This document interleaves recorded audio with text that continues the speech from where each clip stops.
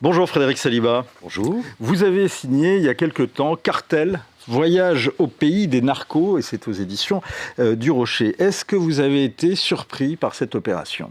Assez quand même, assez. Je pense qu'on a tous été surpris. En même temps, elle était en préparation depuis quelques semaines quand même. On voyait ces navires, on voyait ces bombardements de bateaux hyper rapides, on voyait les choses venir. De là à aller kidnapper, enlever un président en fonction, quand même, j'ai été assez étonné. Et j'ai été aussi étonné par le résultat. C'est-à-dire quand même une trentaine de membres de la garde rapprochée de Nicolás Maduro morts, et puis aucun mort du côté américain. Donc ça montre quand même que leur opération a été très très bien préparée et a réussi. Quels étaient les liens exacts entre le régime Chavez-Maduro et le narcotrafic ? Alors c'est très difficile à cerner. Le Venezuela est un pays, bon, comme vous le savez... Bon, on sait que la drogue passe par le Venezuela, parce qu'il suffit d'aller à l'aéroport de Caracas pour que vous fassiez palper de fond en comble, et on se demande si on ne va pas vous mettre de la drogue dans les bagages. C'est en tout cas le conseil qui était donné aux voyageurs quand on y va. Oui, non, c'est vrai. Alors, comment vous dire ? D'abord, il y a un tsunami de cocaïne. Le Venezuela a une frontière avec la Colombie. La cocaïne, elle n'est pas produite au Venezuela, ou très très peu, en fait. C'est le plateau andin, en fait. Donc c'est la Colombie, le Pérou, la Bolivie, en priorité. C'est des quantités astronomiques, on parle de plus de 3000 tonnes quand même par an produites, et en effet, un pourcentage passe par le Venezuela. On l'estime autour de 5 à 10% à peu près, qui passerait par le Venezuela. Donc le Venezuela n'est pas vraiment l'axe et la route prioritaire de la cocaïne colombienne, mais en effet, le gouvernement Maduro et la situation même de ce gouvernement avec des militaires corrompus, évidemment. On sait que la nature a horreur du vide et que les cartels de la drogue sont très friands de ces États faibles, si on peut dire, en tout cas institutionnellement faibles. Et moi qui suis un spécialiste des cartels mexicains et colombiens, ce que je peux vous dire, c'est que oui, les cartels mexicains, qui sont les plus puissants du continent, sont au Venezuela, et notamment le cartel de Sinaloa, oui, évidemment. Qu'est-ce que, justement, les cartels mexicains font au Venezuela ? Alors, d'abord, ils sont prioritairement, comme je vous le disais, en Colombie, parce que la Colombie, c'est quand même presque 70%, 80% de toute la cocaïne qui peut être produite, donc ils sont vraiment en Colombie. Et c'était l'ancienne capitale des cartels avant. Oui, évidemment, avant ce passage, dans les années 90. On est passé de Medellín à Ciudad Juárez. Exactement, c'est-à-dire que pendant des années, le cœur en fait du trafic était la Colombie, les cartels puissants avec Pablo Escobar, on se souvient, et puis à la mort d'Escobar, dans les années 90, il y a un point de bascule, et en effet les cartels mexicains prennent la main. Eux qui n'étaient que des transporteurs en fait au départ, deviennent carrément, ils gèrent toute l'Amérique latine en fait, même je dirais tout le continent américain, puisqu'ils sont aux États-Unis, ils sont au Canada, et donc ils ont des accords avec ces cartels colombiens beaucoup plus faibles, en fait, qui se sont affaiblis en fait, qui se sont fragmentés, et là-dessus les cartels mexicains qui ont un pouvoir absolument énorme et un pouvoir financier absolument énorme, négocient donc avec les cartels colombiens des chargements énormes de drogue qui passent par énormément de routes, parce qu'on a toujours l'impression qu'il n'y a qu'un moyen de déplacer la drogue. C'est pas vrai, il y en a plein. Le principal, c'est quand même le transport maritime. C'est quand même ce qui est le plus important, donc c'est les ports. Et c'est vrai que là, le Venezuela peut être intéressant, et notamment, c'est un peu ce qui est à la charge de Nicolás Maduro actuellement aux États-Unis, c'est qu'en fait, on parle du cartel des soleils, de los soles, c'est-à-dire, alors, ce n'est pas un cartel, moi, à mon avis, mais en effet, il y a une association de militaires et de généraux vénézuéliens. Pourquoi on dit les soleils ? Parce qu'en fait, dans leur insigne, il y a un soleil. Et en fait, oui, il y a un gouvernement corrompu avec une certaine permissivité du gouvernement de Maduro envers les cartels. Quels étaient, vous dites, donc essentiellement la cocaïne qui passe par le Venezuela. Est-ce que, vous dites donc les militaires, mais est-ce que Maduro et ses proches, en particulier son épouse, qui a été capturée avec lui, ont des liens avec les narcos? En tous les cas, est-ce qu'il y a une documentation autour de ce sujet? Oui, alors apparemment, le dossier qui est présenté à New York vis-à-vis de Nicolás Maduro et de son épouse a l'air quand même d'être alimenté de preuves. On va voir. Moi, ce que je peux vous dire par rapport aux contacts que j'ai sur place ou des contacts en Colombie, ou aux États-Unis ou au Mexique, non. C'est-à-dire, oui, il y a une corruption. À l'intérieur de cette corruption, les cartels de la drogue interviennent, mais Nicolás Maduro n'est pas le chef d'un cartel de la drogue. Nicolás Maduro est plutôt un dirigeant corrompu qui, en fait, avec d'autres généraux, magouille, si vous me permettez un peu l'expression, et se permet, quand on voit la fortune qu'il a pu accumuler, de bénéficier du crime organisé en général et de la drogue en particulier. Cela dit, on parle beaucoup d'un cartel qui n'est pas tout à fait un cartel, qui serait plutôt un méga gang, ou je ne sais pas trop comment on pourrait dire, une association de malfaiteurs qui s'appelle le Tren de Aragua, qui est né dans les années 2010 à peu près, et qui est une organisation donc mafieuse qui s'occupait prioritairement de l'immigration clandestine. Moi, je l'ai connu beaucoup sur l'immigration clandestine, et cette organisation mafieuse est présente au Mexique, est présente aux États-Unis, évidemment a multiplié en fait ses activités, incluant la drogue. Voyez, mais il existe des cartels beaucoup plus puissants. Je vous parlais du cartel de Sinaloa, le cartel mexicain, beaucoup plus puissant, et le cartel Jalisco Nouvelle Génération, qui est aussi un cartel mexicain, et qui sont 100 fois plus puissants que le Tren de Aragua vénézuélien. Pas mal de frappes ont été opérées sur des ports, précisément, ce week-end. Est-ce que, finalement, cette capture et cette opération américaine est un coup porté contre les cartels latino-américains? Oui, quelque part oui, puisque indirectement, d'abord une présence américaine sur le territoire va quand même évidemment les embêter. Ils vont avoir... Est-ce que ça suffira? Je ne le crois pas. Et on peut prendre par exemple l'exemple colombien. En Colombie, vous avez à peu près 7 ou 8, je pense, bases militaires américaines présentes sur le territoire colombien. Ça n'empêche pas la production de cocaïne, l'exportation de cocaïne. Donc oui, ça va les embêter. Est-ce que ça va arrêter? Absolument pas. C'est-à-dire que c'est en effet alors une épine dans leurs chaussures. Enfin, ils vont devoir changer un petit peu leur stratégie. Peut-être que le Venezuela n'a plus occupé la place qu'il pouvait occuper, mais qui était encore une fois une place secondaire.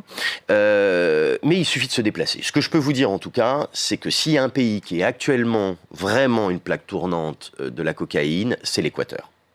L'Équateur, avec ses ports, et vous savez que l'Équateur est un grand producteur de bananes.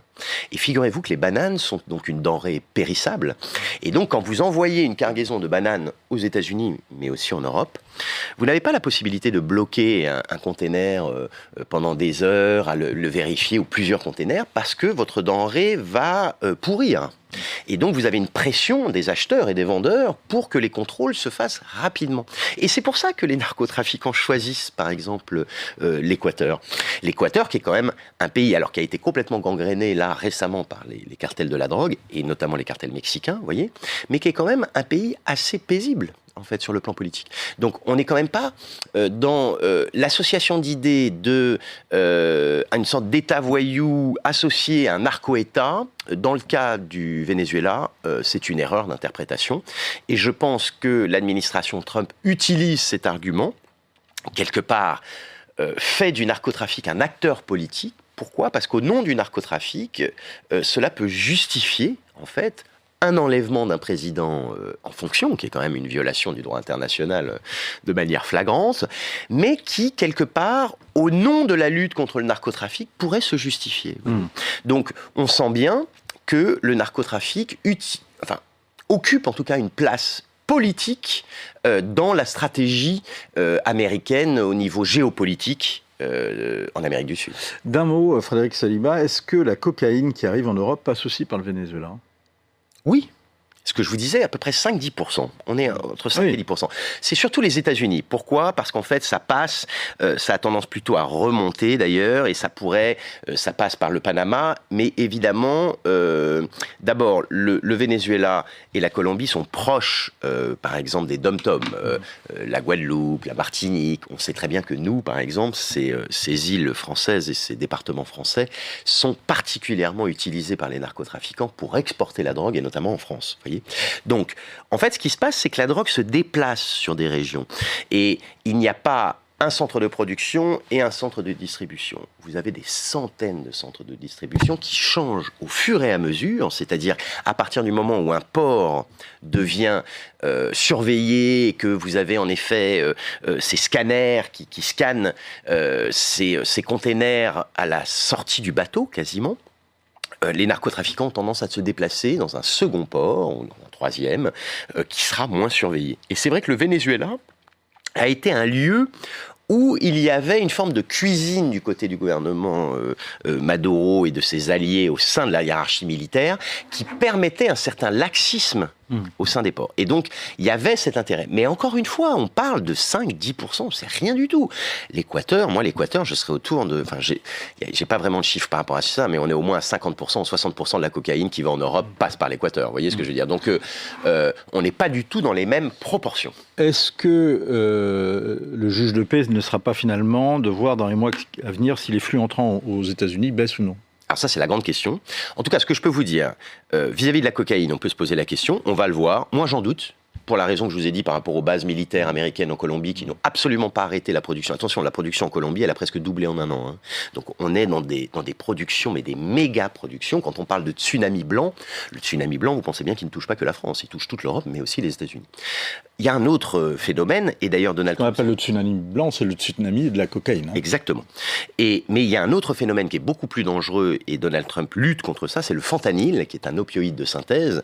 Et là, le fentanyl n'est pas produit au Venezuela, absolument pas. C'est plutôt les cartels mexicains, hein. C'est plutôt entre l'Asie, la Chine et le Mexique qu'on produit cette drogue de synthèse, mais très mortifère, et qui part aux États-Unis. Donc vous voyez, cet argument, on sent bien qu'il y a un mélange de problématiques. Évidemment, le diable est dans les détails, c'est-à-dire que oui, il y a de la cocaïne au Venezuela, mais pas d'une ampleur énorme, et le trafic de cocaïne au Venezuela ne justifie pas cette opération militaire américaine où on kidnappe un président en fonction pour le ramener aux États-Unis. Vous voyez, on sent bien qu'il y a d'autres intérêts derrière, et notamment l'intérêt du pétrole, mais pas que. Quelles sont les meilleures armes contre le narcotrafic en Amérique latine?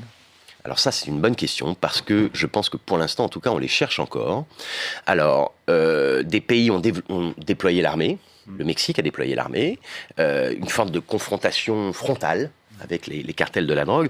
Le problème, c'est que l'analyse est assez erronée sur le fait de déployer l'armée, parce que d'abord, l'armée n'est pas formée pour œuvrer dans un conflit, ce qu'on appelle un conflit de basse intensité. Vous voyez, vous êtes dans un environnement absolument tranquille, une vie normale, et puis à un moment donné, vous avez donc un échange de coups de feu entre deux bandes rivales, par exemple, et là, la population est prise en étau dans un échange de tirs à l'arme lourde, et donc la tentation de déployer l'armée pour protéger les citoyens est très tentante. Cela dit, ce qu'on voit, c'est donc à peu près... c'est donc 20 ans plus tard. On ne voit pas comment on peut faire différemment, surtout. Alors, le problème, c'est que 20 ans plus tard, ce qu'on voit, ce qui s'est passé au Mexique, c'est qu'on est rentré dans une spirale de violence. C'est-à-dire que les militaires ont été déployés. Donc, en fait, les narcotrafiquants se sont surarmés pour répondre à cette offensive.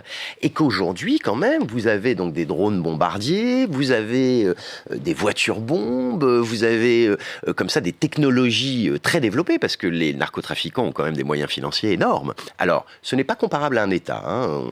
Quand même, les États sont beaucoup plus forts que les cartels de la drogue. On ne peut pas comparer. Cela dit, l'option militaire, en tout cas uniquement militaire, est un échec. Ça, c'est clair. On l'a vu au Mexique. Au Mexique, vous savez, aujourd'hui, on est à presque 500 000 morts depuis 20 ans. C'est pas un bilan. Et puis surtout, je vais vous dire, on continue et que les cartels mexicains, quelque part, se sont renforcés, en fait, dans cette course à l'armement. Et donc, le fait de déployer l'armée, en tout cas seul, serait une erreur. Le tout répressif est une erreur. Comment, je vous demanderai d'être court, mais comment interpréter la grâce qui a été accordée au président du Honduras? Alors ça, c'est très étonnant, vous voyez, parce qu'il y a une sorte de concomitance, en fait. Nicolas Maduro est arrêté, et puis est libéré l'ancien président du Honduras, qui lui, par contre, était directement accusé, preuve à l'appui, de lien direct avec le cartel de Sinaloa, ce cartel mexicain dont je vous parlais. Donc arrêté, condamné aux États-Unis, 45 ans de prison, et puis un an plus tard, libéré par Donald Trump suite à une élection au Honduras où la droite a gagné. Et quelque part, il y a il y a sans doute des accords. Ce qui se fait beaucoup en fait aux États-Unis, et on le voit par rapport à des témoins protégés, il y a des accords avec la justice américaine. Et donc ce président a dû bénéficier d'un accord. Et puis il y a une certaine bienveillance du côté américain par rapport à ces présidents qui acceptent la présence américaine. Merci beaucoup Frédéric Saliba. On continuera de suivre ça. Cartel, voyage au pays des narcos, c'est à découvrir, c'est à lire, c'est aux éditions du Rocher. Merci beaucoup. Point de vue, c'est fini. On se retrouve demain, même heure, même endroit, avec Anne-Emmanuel Isaac.